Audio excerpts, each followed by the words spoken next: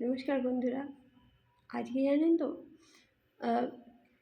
আপনারা চাইছেন রোজ ভিডিও, অনেকেই চাইছেন, কিন্তু আমার দিতেও ইচ্ছে করে, কিন্তু আমার মুড এত সুইং হয় না। বাইরে থাকি যখন, খুব কাজের মধ্যে ব্যস্ত থাকি, তখন না এতটা কষ্ট হয় না। আজকে আবার মুড সুইং করেছে আমার। হ্যাঁ, মাঝে মাঝেই করে, রাতের দিকে করে। আজকে আবার সারাদিন যেহেতু বাড়িতে রয়েছি, আজকে আমার একটা পুরোনো ল্যাপটপ ছিল, এই যে এটাকে আজকে ঠিক করিয়ে এনেছি। এটা অনেক কিছু খারাপ হয়ে গেছিলো, চার্জারের ছাড়া এটা চলতো না, ব্যাটারি চেঞ্জ করে টরে এই ল্যাপটপটাকে সুন্দর করে ঠিক করে এনেছি।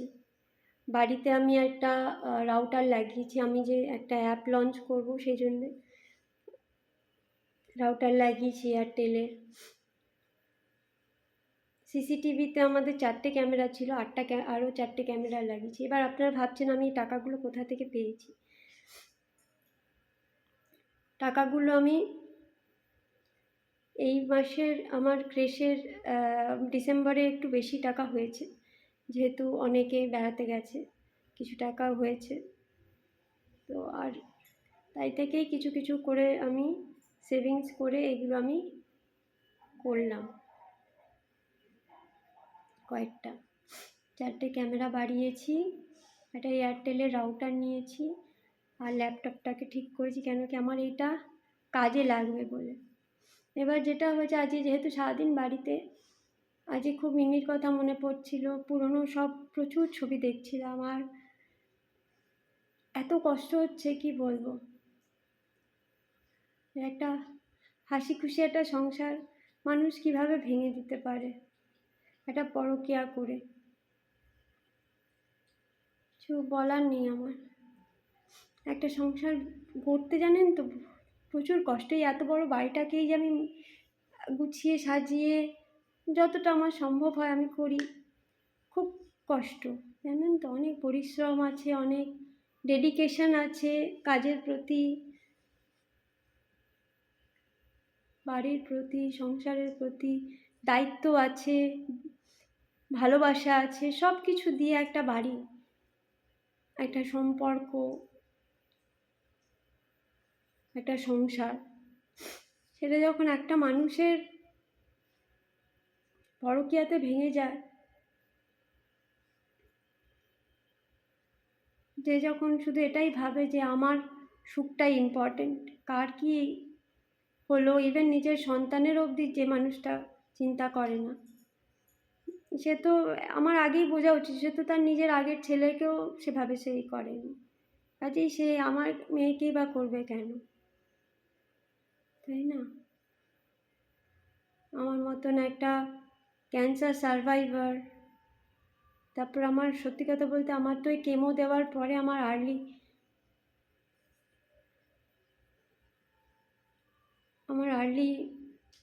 মেনোপজ হয়ে গেছে সেই ফার্স্ট কেমোতে।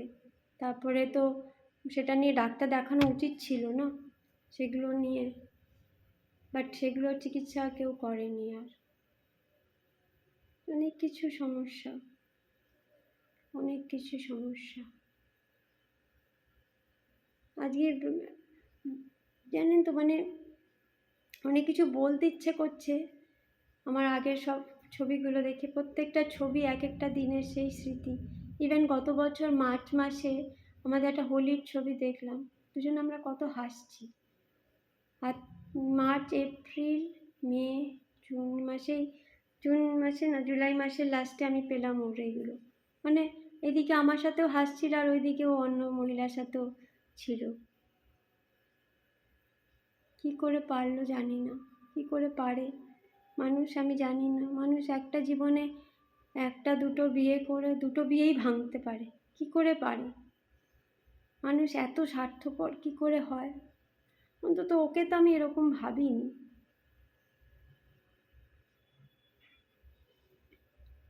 আর ওর যা রূপ এক একটা দেখছি, সেটা আরও অবাক হয়ে যাচ্ছে। যেমন ধরুন আমাদের সামনের বাড়ি সেদিন ঝগড়া করতে করতে বলল যে আমি নাকি আমার মাকে মেরেছি। আর আমি এই কথাটা তো আমি আমার হাজবেন্ডের মুখে শুনেছিলাম। তাহলে এই কথাটা ওদেরকে কে ওর মাথায় এটা আনলো যাতে আমাকে হিট করতে পারে? এটা শুনলে আমি আঘাত পাবো, আমি অসুস্থ, আঘাত পেয়ে আমার একটা যদি কিছু হয়ে যায় বা আমি একটা কিছু করে ফেলি, সেটা এখন পাড়ার লোকদের দিয়ে বলাচ্ছে ও। কারণ ওরা তো কোনোদিন দেখেনি আমার মা প্রায় মারা যাওয়ার 1.5 বছর মা এখানে আসেইনি। এসব কে এদের মাথায় ঢোকাচ্ছে? পাড়ার লোক এত সাহস পায় কি করে আমার পার্সোনাল লাইফ নিয়ে রাস্তায় দাঁড়িয়ে এভাবে কথা বলার? জানি না। আমি লাস্টে তো আমি পুলিশ ডাকতে বাধ্য হলাম, কারণ মানে আমি দেখলাম যে আমার দেওয়ালে পিঠ থেকে গেছে। তো শেষ অবধি সেই পুলিশ আসলো, পুলিশ এসে বলল যে পাড়ায় যদি এরকম শান্তি শৃঙ্খলা নষ্ট হয় তাহলে কিন্তু আমরা অ্যাকশান নেব। এই বলাতে এখন জানি না তাও কতদিন চুপ থাকবে, এখন একটু চুপ আছে। মানে আমাকে এরকমভাবে মেন্টাল টর্চারও করাচ্ছে ইনডাইরেক্টলি, আমার সাথে কথা না বলে, টাকা না পাঠিয়ে, জল নেই সেই অবস্থায় 2 মাস কাটালাম। এত প্রবলেমের মধ্যে কাটাচ্ছি একা, মেয়েকে ছেড়ে মেয়ের ছবি দেখে কাঁদছি, এত মেন্টাল প্রেশার, শরীর ভালো নেই, একা, সম্পূর্ণ একা। এই যন্ত্রণাও দিচ্ছে যাতে মানে আমি এই যন্ত্রণা সহ্য করতে না পেরে একটা কিছু করে ফেলি, তাহলে ওর রাস্তা পরিষ্কার হয়ে যাবে। কারণ ও যদি সোজা পথে আমার কাছে ডিভোর্স চায় তাহলে আমাকে অনেক কিছু দিতে হবে, যেহেতু আমি জব করি না। ওর একটা মোটা টাকা আমাকে অ্যালিমনি দিতে হবে, সেই টাকাটা ও দেবে না। ও ওই জন্য আমাকে ডিভোর্সও ডিরেক্টলি করছে না হয়তো বা, নাহলে ডিভোর্স করে দিলে আমি ওকে ডিভোর্স দিয়ে দেবো, আমি ডিভোর্স দিয়ে দেবো। এই থাকা না থাকার এই যন্ত্রণাটা না নিতে পারছি না। আজকে আবার একটা নতুন ঘটনা হয়েছে। আমার যে মেডিক্লেমের টাকাটা আমি জানেন পেলাম না, ওর সিগনেচার লাগবে, আমাদের ফ্যামিলি মেডিক্লেম তো, প্রপোজার ও, তো সেই জন্য ওর সিগনেচার ছাড়া আমি মেডিক্লেমের টাকা ওই জন্য আমি আর পেলাম না। যেটা আমার পেট সিটি স্ক্যানে 24,100 টাকা লেগেছে, সেই টাকাটা হয়তো পেতে পারতাম, সেটা ক্লেমই করতে পারলাম না, কারণ ওর সিগনেচার, ওর ক্যান্সেল চেক এসব লাগবে। তো যে লোকটা আমাদের মেডিক্লেম করে, আমার এক কাকু, তো সে বলল যে উনি নাকি ফোন করেছিলেন সৌভিককে, আমার হাজব্যান্ডকে, যে এবার আবার মেডিক্লেমের ডেট আসছে জানুয়ারি মাসে, কি করবে? তো ও বলেছে আমার মেয়ে আর আমি থাকবো, আমাকে বাদ দিয়ে দিতে। কত সহজ না?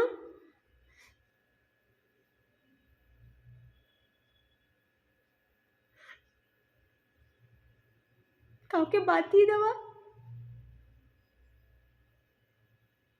আমি ওর বাচ্চার মা, কি করে ভাবলো যে আমার মেয়েকে থেকে আমাকে আলাদা করে দেবে?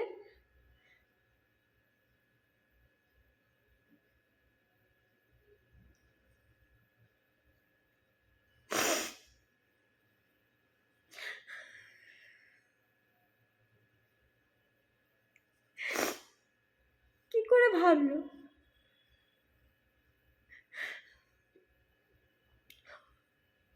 ও অন্য মহিলার কাছে গেছে বলে কি আমিও কি আমার মেয়ের থেকে আমি আলাদা হয়ে যাব?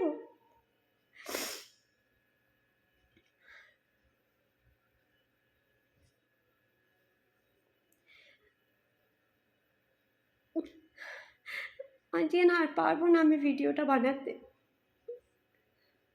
আজ আমার মুড না খুব মানসিক ডিপ্রেশনে আছি আমি আজকে, আমার একটু টাইম লাগবে। আজকের মতো রাখি, হ্যাঁ।